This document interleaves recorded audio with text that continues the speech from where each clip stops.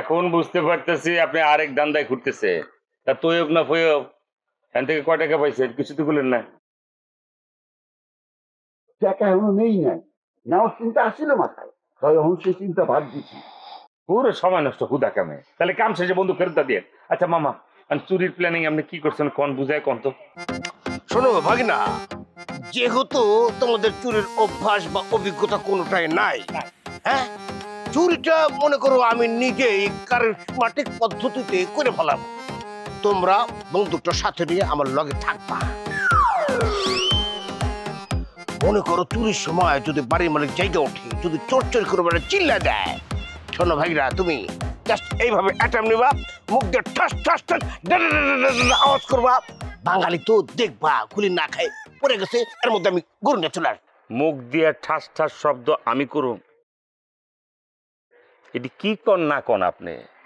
আমি মুখ দিয়া না, এটা বুলেট ঠেলে আমার হাত দিয়া কনফার্ম গুলি বাইরব।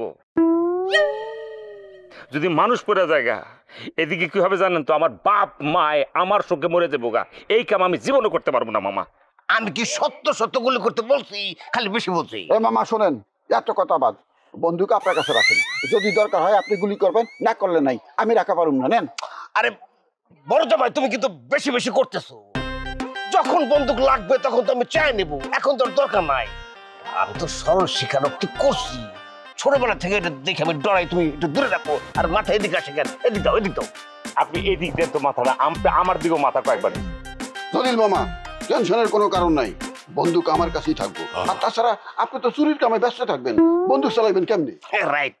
শোনো, যেহেতু আমরা চুরির কাজে নামবো, সেহেতু চুরি বিষয়ক কিছু তর্জমা আমি কিছু তোমাদেরকে বলছি আর কি শৃঙ্খলা।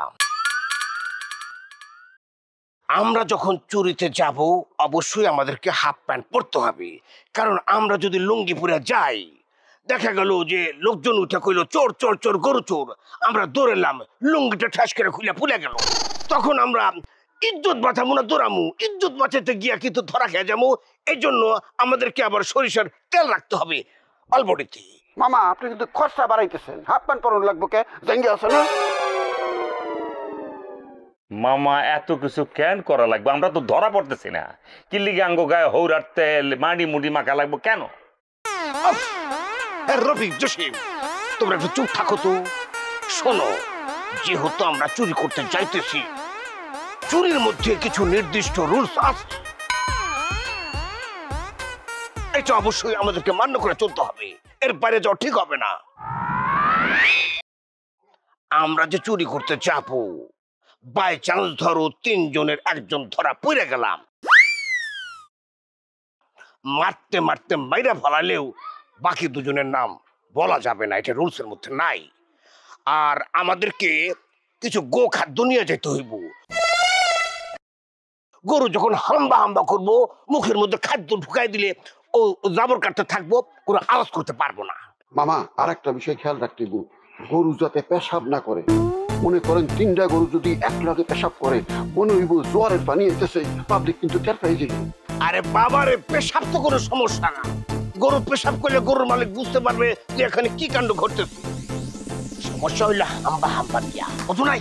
আচ্ছা মামা, আপনি তো অনেক অভিজ্ঞ, কিন্তু এমন কোনো মন্ত্র আছে কিনা যে মন্ত্র পড়ে চুরি করতে গেলে ধরা পড়ুন না? অথবা কোনো মেডিসিন, মনে করেন গাছের পাতা, একটা পাতা চাবাইতে চাবাইতে চুরি করতে গেলাম, ধরা পড়লাম না। বড় জামাই, তোমার ব্রেন তো ক্লাস হয়ে গেছে, কাজ করতেছে না। এটা কি ধরনের প্রশ্ন করলা?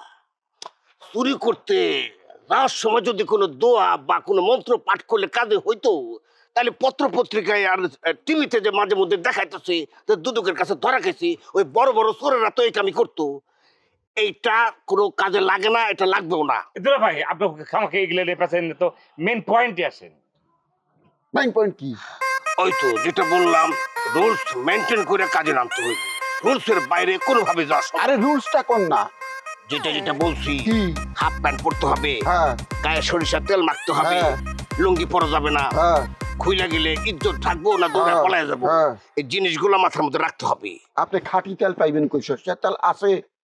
এইটা অবশ্য কথা।